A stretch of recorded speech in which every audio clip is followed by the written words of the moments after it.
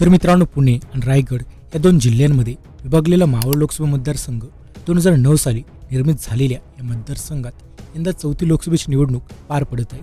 अशात निर्मितीपासूनच शिवसेनेचे या मतदारसंघावर वर्चस्व राहिलेले. 2009 ते 2019 सलग 3 वेळा या मतदारसंघावर पाहिलं तर शिवसेनेचाच भगवा फडकलाय. खरं तर 2009ला दिवंगत गजानन बाबर यांनी या मतदारसंघाचे खासदारपद हे भूषवलेलं.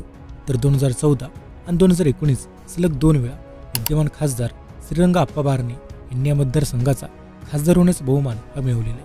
तर यंदा पाहिलं तर श्रीरंग बारणे विजयाची हॅट्रिक करण्याची तयारी येते. तर तसं पाहिलं तरी यंदाची निवडणूक या मतदारसंघामध्ये खूप चुरशीची होणार आहे. कारण राजकीय सत्ता संघर्षानंतरून राज्यात शिवसेनेचे 2 गट निर्माण झालेले. तर या मतदारसंघातच महायुती आणि महाविकास आघाडीचे घटक पक्ष असलेले शिवसेना उद्धव बाळासाहेब ठाकरे गट आणि शिवसेना शिंदे गट थेट आमनेसामने आलेले आहेत.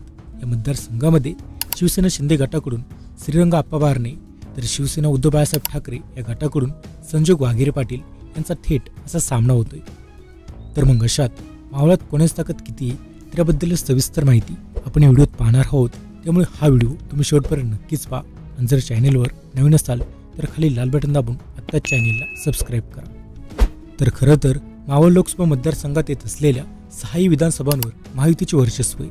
पिंपरीमध्ये अण्णा बनसोडे राष्ट्रवादी काँग्रेस पार्टी अजित पवार गट, तर चिंचवडमध्ये अश्विनी जगताप भाजप, तर मावळमध्ये सुनील शेळके राष्ट्रवादी काँग्रेस अजित पवार गटाकडून, तर उरणमध्ये पाहिलं तर महेश बालदी अपक्ष भाजप संलग्न, तर कर्जतमध्ये सुद्धा महेंद्र थोरवे शिवसेना शिंदे गटाचे, तर पनवेलमध्ये प्रशांत ठाकूर भाजप. तर एकूण हे आमदार आहेत. त्यामुळे सध्या तरी पाहिलं तर कागदावर श्रीरंग बारणे यांचंच पारडं जड असल्याचं पाहायला मिळते. पण अंतर्गत गटबाजी गावकी भावकीच्या राजकारणात कोण बाजी मारते हे आगामी काळातच स्पष्ट होईल. तर गेल्या 2 निवडणुका पाहता येथील मतदारांनी श्रीरंग बारणे यांनाच दिल्लीवारी घडवली. तर 2019च्या निवडणुकीत याचाच फटका अजित पवारांचे पुत्र पार्थ पवार यांना सुद्धा बसला होता.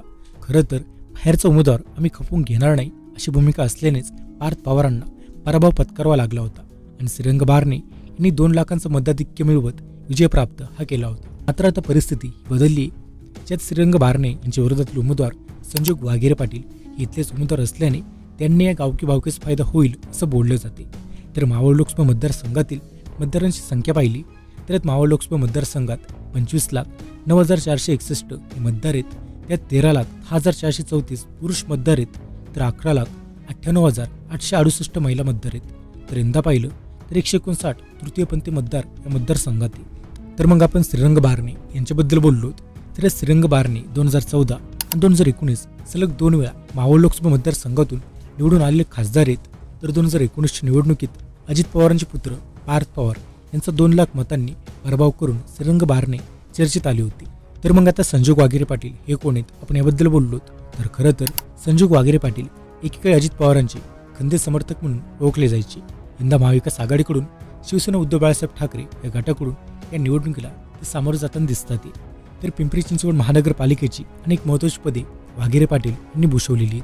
त्यात नगरसेवक, स्थायी समिती अध्यक्ष, महापौर इत्यादी पदे त्यांच्याकडे होती. तर वाघेरे यांचा जनसंपर्क ही देखील त्यांची जमेची बाजू आहे.